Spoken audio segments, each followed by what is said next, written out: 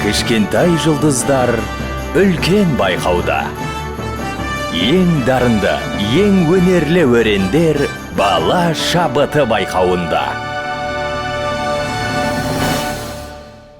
Мұқағали Мақатай отан туралы. Мен оның түнін сүйем, күнін сүйем. Ағынды өзен асқар тау құлын сүйем. Мен оның қасиетті тілін сүйем. Мен оның қасиетті үнін сүйем. Бар жандығын сүйемін қыбырлаған. Бәрі маған отан деп сыбырлаған. Жаным менің кеудемді жарып шықта, боз торғайып бол оның шырылдаған. Отан, отан, бәрінен биік екен. Мен оны мәңгілікке сүйіп өтем.